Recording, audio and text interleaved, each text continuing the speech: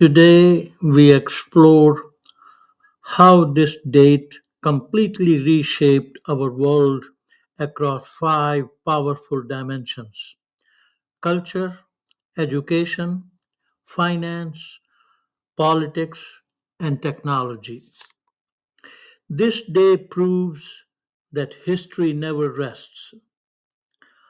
Let's dive into the fascinating interconnected events of this date that continue to influence how we live, think, and innovate today. So, without much further ado, let's go.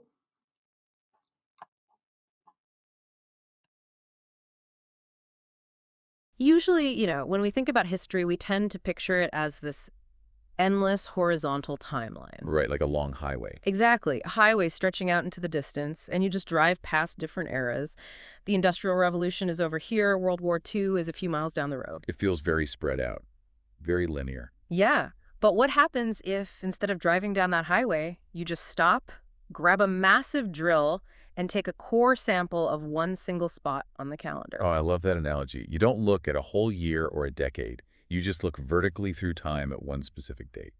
That is exactly what we are doing for you today. Welcome to the deep dive.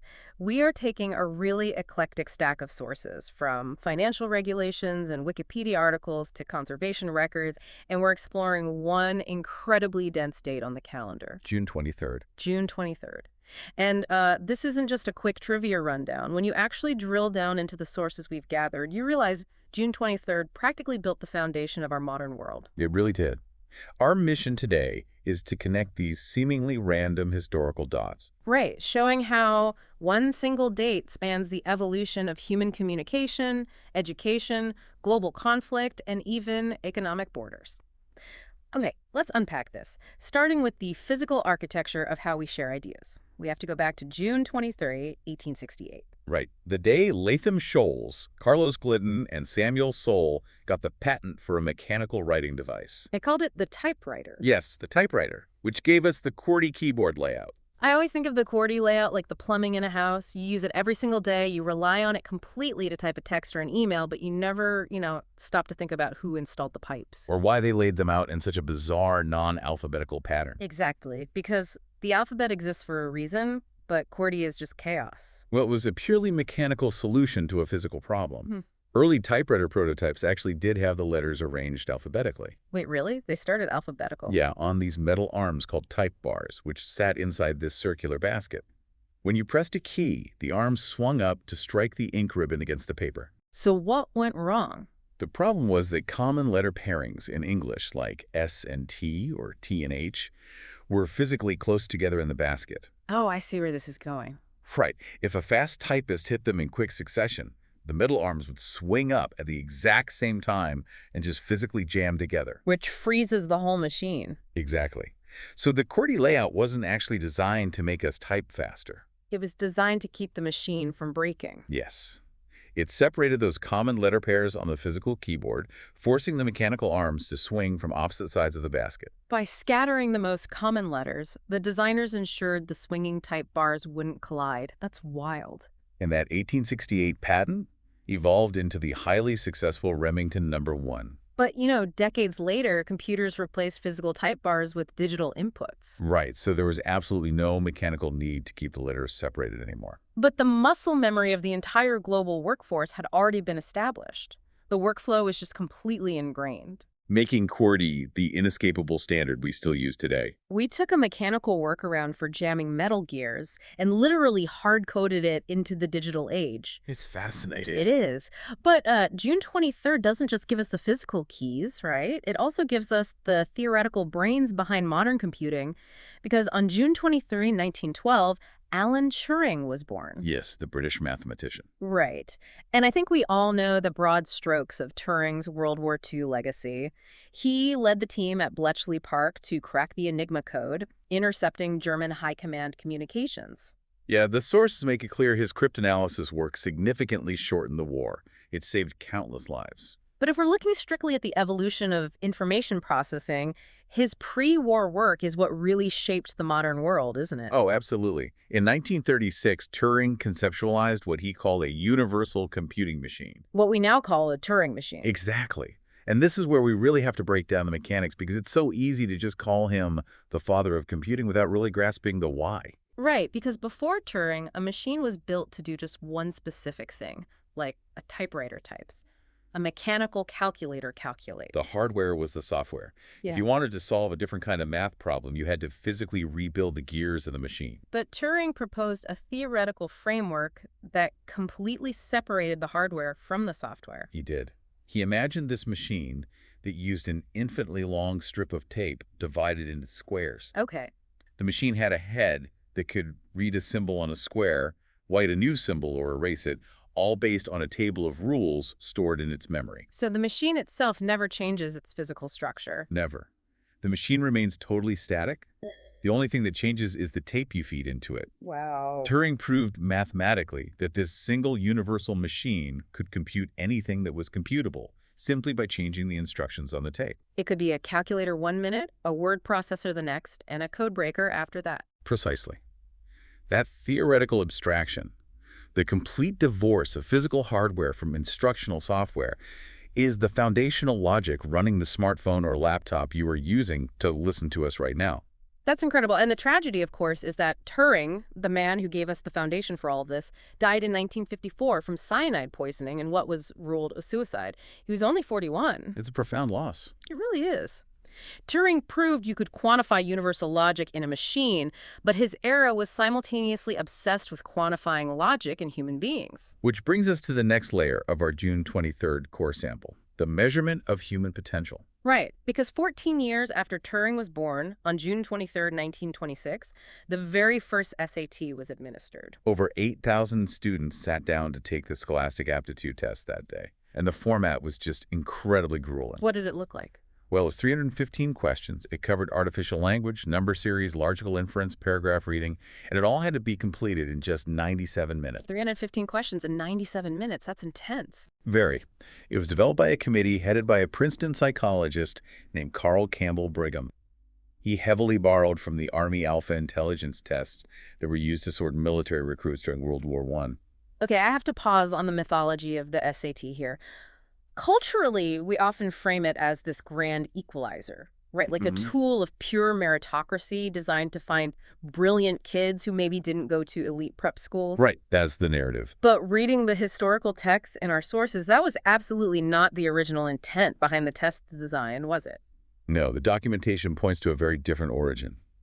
Brigham's earlier work, specifically his book A Study of American Intelligence, openly advocated for standardized testing as a tool to uphold racial purity and restrict immigration. Wow. Yeah, and the mechanics of the early test reflected this bias. They weren't measuring pure innate processing power. They were measuring cultural exposure. Give me an example, like what kind of questions? The questions frequently required specific knowledge of upper-class American culture, like asking students to identify the rules of tennis or the names of classical symphony composers. Oh, I see. So if a student lacked that specific cultural background, the test just recorded it as a lack of innate intelligence. Exactly. It was measuring your background under the guise of measuring your brain. But the institutional stance on the test shifted relatively quickly, didn't it? It did. By 1930, Brigham actually published a retraction of his earlier conclusions. He retracted it. He did. He analyzed the test data and formally wrote that SAT scores were not a pure measure of innate, genetically based ability. He acknowledged they were heavily influenced by schooling, family background, and familiarity with the English language. That's a huge pivot. And then shortly after that, in the 1930s, Harvard administrators James Conant and Henry Chauncey completely repurposed the SAT. Right. They started using it to evaluate non-traditional scholarship applicants. They were trying to identify talent outside the elite Northeastern boarding school pipeline. And then after World War II, the GI Bill brought millions of veterans into the college system, which really cemented the SAT as a national standard.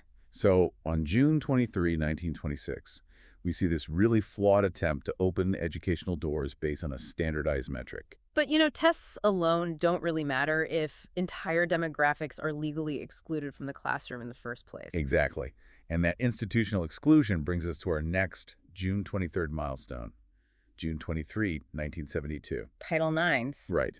President Richard Nixon signed the Education Amendments, which included 37 words written by Senator Birch Bayh of Indiana, Title IX. 37 words that fundamentally altered American education. Senator Bayh specifically noted he wanted to dismantle the prevailing stereotype that women only attended college to find a husband. But Title IX didn't just materialize out of thin air in 1972. The sources highlight a really critical precedent in 1969 involving a woman named Bernice Sandler. Tell me about her. Sandler was teaching at the University of Maryland.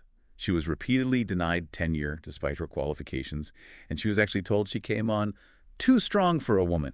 Unbelievable. So she started digging, and she discovered Executive Order 11375, which was issued earlier by Lyndon Johnson. It prohibited federal contractors from discriminating on the basis of sex. And universities receive massive amounts of federal funding, right? Huge amounts for research and contracts. Sandler realized this and used that financial leverage to file the very first class action lawsuits against universities for sex discrimination. She hit them right in the wallet. Exactly. So Title IX was essentially enacted to formalize that financial mechanism. It filled the gaps left by the Civil Rights Act of 1964 by tying compliance directly to the federal purse strings. If a school discriminates based on sex, it loses its federal funding. What's fascinating here is how the enforcement mechanics of those 77 words continually evolve through administrative law. Because the statute itself is so brief, the Department of Education's Office for Civil Rights is responsible for issuing guidance on how to interpret it. And the sources detail a constant tug of war over its scope. Oh, absolutely. Like in 1974, the Tower Amendment attempted to exempt revenue-generating sports like football from Title IX's compliance. Because they argued men's sports subsidized the rest of the athletic departments. Right, but the amendment failed, which cemented Title IX's massive impact on women's athletics. And obviously that debate hasn't slowed down at all. Today, Title IX is the central battleground for how universities handle sexual harassment allegations. Yes, with different presidential administrations issuing totally conflicting guidelines on the evidentiary standards required for campus tribunals. It's also at the core of fierce legal battles over sex verification in sports and the rights of transgender students to access specific facilities. The interpretation of the law just continually expands and contracts, depending entirely on the political platform of whichever executive branch currently holds the federal purse strings. It's a massive ongoing shift. But, education and legal access inevitably funnel people into the workforce, Right. which introduces the next layer of our core sample. Once people enter the labor market, they encounter systems of collective bargaining and capital. And on June 23, 1947, the U.S. saw a massive restructuring of those economic borders. With the passage of the Taft-Hartley Act. This was a seismic shift in labor law. Coming out of World War II, the country experienced an unprecedented wave of strikes. In 1945 and 1946, nearly 2 million workers across the auto, steel, and mining industries walked off the job. They had accepted wage freezes during the war effort to help out, and now they wanted their share of the post-war economic boom. Which makes sense, but the disruption to the national supply chain was immense. It was. So in response to this perceived economic paralysis, the 80th Congress drafted the Taft-Hartley Act to heavily restrict the power of labor unions. And President Harry Truman vigorously fought the legislation, didn't he? He did. He vetoed it, calling it a dangerous intrusion on free speech. But his veto didn't hold. The business lobby had effectively convinced lawmakers that union power had grown too monopolistic. So Congress overrode the veto with significant bipartisan support. Large numbers of Democrats actually joined the conservative push to pass it. Let's dig into the actual mechanics of what this law did, because it wasn't just some symbolic gesture. It fundamentally rewrote the tactical playbook for organized labor. It really did. First, it banned the closed shop. Which is what exactly? A closed shop is a workplace where an employer agrees to hire only union members. By banning this, Taft-Hartley allowed employers to hire non-union workers, which significantly diluted the union's leverage over the labor supply. It also explicitly outlawed certain types of strikes that unions had used to consolidate power, specifically jurisdictional strikes and secondary boycotts. Right. A jurisdictional strike happens when members of one union strike to force an employer to assign specific work to them instead of a rival union. It's basically a turf war between workers, but it paralyzes the employer. And a secondary boycott. That's when a union has a dispute with Company A, but instead of just striking Company A, they refuse to handle any goods from Company B, who is a completely neutral supplier. Ah, trying to force Company B to stop doing business with Company A. Exactly. Taft-Hartley made both of these tactics illegal. It severely limited a union's ability to exert economic pressure beyond their immediate employer. And on top of all the economic restrictions, it required union officers to sign affidavits swearing they were not members of the Communist Party. A very clear reflection of early Cold War anxieties bleeding right into domestic labor policy. Absolutely. This raises an important question about how borders function, both domestically and internationally. Taft-Hartley redrew the internal borders of power between American labor and management. But if we jump forward exactly 69 years, to June 23, 2016, we see a redrawing of global economic borders that nearly broke the entire international financial system. The Brexit referendum. Yes. The day the United Kingdom voted to leave the European Union, this was an unprecedented uncoupling of a major economy from a highly integrated geopolitical bloc. And the immediate market reaction was violent. The sources highlight a report from the Council of Financial Regulators detailing just the sheer panic in the markets as the vote tallies came in. The British pound plummeted 11% against the US dollar, hitting a low not seen since 1985. UK bank shares collapsed by almost 13%. And the volatility wasn't just localized to the UK. In Australia, the 10-year government bond yield plunged to a record low of 1.95% as investors frantically sought safe havens. The intraday price swings were matching the darkest days of the 2008 global financial crisis. They really were. Which makes you wonder how the system didn't just snap, you know? When the pound is in free fall and banks are losing double digits in market cap in a matter of hours, how does the global financial plumbing handle that kind of pressure? If we connect this to the bigger picture, Brexit actually served as the ultimate stress test for the regulatory reforms put in place after 2008. Okay, how so? The financial architecture held up primarily because of institutions called central counterparties, or CCPs. CCPs. Right. A CCP sits in the middle of financial trade. When a buyer and a seller agree to a complex financial contract, the CCP legally becomes the buyer to every seller and the seller to every buyer. They guarantee the trade will settle, even if one party defaults. But to make that guarantee, the CCP demands collateral from both parties, right? They don't just take your word for it. Exactly the opposite of taking your word for it. They require cash or highly liquid assets up front. This is known as margin. When the Brexit vote triggered extreme price swings, the value of the contracts being traded swung wildly. To ensure they were still covered against a potential default, the CCPs issued massive intraday margin calls. They essentially told the major banks, the market is moving so violently, we need billions of dollars in additional cash collateral from you right now, today, to keep these trades open. Exactly. And in 2008, a demand for massive instant cash collateral like that would have frozen the whole system because the banks just didn't have the liquidity. But on June 23, 2016, the post-2008 safety nets actually functioned as engineered. Yes. Because of new liquidity requirements like Dezel III, the major financial institutions actually had the cash on hand to meet those massive margin calls. The CCPs processed the collateral transfers smoothly. Money market functioning remained orderly. The global equity prices took a massive hit, obviously, but the underlying plumbing didn't freeze. The financial borders were redrawn, but the infrastructure survived. It's amazing when the safety nets actually work.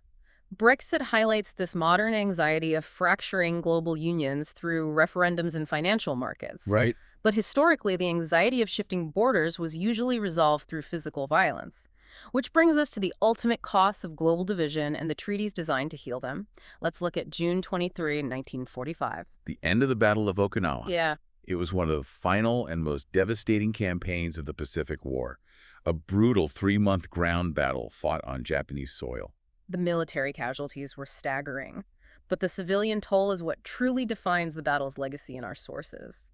Over 200,000 lives were lost, and nearly 94,000 of those were local Okinawan civilians. That represented roughly 1 in 4 Okinawans perishing in the crossfire, from starvation or through forced mass suicides. It's just horrifying. Today, June 23rd is observed as a prefectural holiday in Okinawa called Irei no Hai, the Day of Consolation. At midday, life on the island pauses for a minute of silence. And the memorialization of this event is incredibly poignant. In Babuni, the site of the final command post, there is a memorial called the Cornerstone of Peace. It consists of these concentric arcs of granite walls. But what makes it profound is the engraving methodology, right? Yes. It lists the names of all those who lost their lives in the battle, completely, regardless of nationality or military status. The monument places Japanese soldiers, American troops, British personnel, Korean conscripts, and Okinawan civilians side by side. It removes the borders of allegiance and presents the conflict purely as a collective human tragedy. It's a very powerful statement. And here's where it gets really interesting. That human desire to avoid devastation, to channel nationalistic tribalism into something cooperative rather than destructive, leads us back to another June 23rd. Oh, yes. On this day in 1894, the International Olympic Committee was founded in Paris. Pierre de Coubertin and Demetrios Vikalis established the IOC to revive the ancient Olympic Games. They were promoting a philosophy they called Olympism. The stated mission was to blend sport with culture and education, utilizing athletic competition to foster international understanding and peace. But when you review the source documents detailing the IOC's history, it's immediately apparent that you can't really separate the stadium from the state. No, an institution built on the ideal of transcending politics is constantly consumed by them. The IOC is essentially a geopolitical lightning rod. It really is. It has navigated the 1972 Munich massacre, massive state-sponsored doping programs designed to assert national superiority, and continuous diplomatic boycotts over human rights abuses. The Olympics attempt to simulate peaceful combat, but the borders of the real world constantly intrude on the track. The IOC relies on symbolic cooperation. But if we look for an example where nations successfully applied cooperative ideals to a tangible physical territory, we land on June 23, 1961. The implementation of the Antarctic Treaty. Exactly. This was a moment where the world looked at a landmass the size of the United States and Mexico combined and collectively agreed to just leave it alone. 12 nations signed the treaty, including the United States and the Soviet Union, who were, at the time, deeply entrenched in the nuclear paranoia of the Cold War. The treaty effectively froze all sovereign territorial claims on the continent. It explicitly banned nuclear testing, the disposal of radioactive waste, and the establishment of military bases. It was the very first arms control agreement established after World War II. So what does this all mean? They basically designated an entire continent as a global resource strictly for scientific research. Even amid the profound political friction of 1961, these nations created a legal framework to prioritize scientific discovery over territorial expansion. It's the physical manifestation of the peace the IOC tries to simulate. And the treaty has held. It established a system of international inspections and open scientific exchange that continues to govern the continent today, completely insulated from the shifting borders of the rest of the world. Which really forces us to step back and look at the entirety of this core sample we took from the calendar today. June 23rd isn't just a random date. No, it's a cross-section of the human operating system. It's the day we patented the mechanical layout of how we type our thoughts in 1868, and the day the mathematician who conceptualized the theoretical architecture of the modern computer was born in 1912. It's the day we attempted to standardize the measurement of human minds in 1926, and the day we utilized federal purse strings to legally mandate that educational doors remain open to women in 1972. It's a day of intense labor disputes, fundamentally altering the power dynamics of the American workforce through the Taft-Hartley Act in 1947. And it's a day of redrawn economic borders, sending intraday margin call shockwaves through the global financial plumbing during Brexit in 2016. It marks the tragic, devastating end of a horrific wartime battle in 1945, and the signing of complex treaties designed to forge global peace, whether through athletic diplomacy in 1894 or by freezing military expansion on a massive continent in 1961. It's honestly overwhelming when you stack it all up like that. It is, and I want you to consider the concept of boundaries as you go about your routine today. On June 23rd, the world saw borders fiercely defended in the Pacific. It saw borders literally frozen in the ice of Antarctica. It saw economic borders legally severed in Europe and societal boundaries broken down on college campuses. We navigate these boundaries and systems constantly, often entirely blind to the immense legislative battles, scientific breakthroughs, or historical tragedies that establish them. You don't think about the plumbing when you turn on the tap, and you don't think about the swinging metal type bars when you thumb a text message on glass. Right. It leaves you with something to ponder. How many of the invisible rules, the economic safety nets, and the societal systems governing your day-to-day life were decided by the historical fine print of a single day on the calendar? Thank you for joining us on this deep dive. Hi, viewers, family, and friends. How did you like the content of this video? Like the video and subscribe to the channel. Please write in the comments your name and the place you are watching from. Since our viewing family is spread all over the world, it will be nice to know which city and the country you are watching from, so I can say hello to you. Science and technology. Reading and listening to the historical accomplishments on this date of those who have gone before us, I, as a professional engineer with interest in structural engineering, energy-efficient buildings, ICF construction, and as Google Docs expert with interest in spreadsheet-based solutions, draw inspiration to ask of myself the million-dollar question. What would I accomplish today? Think about the Japanese practice of Kaizen. Let me know in the comments. What would you accomplish today? Your subscribing to the channel inspires me to post more such videos. Thanks for your patronage. See you in the next video. Sincerely, Yogi Anand.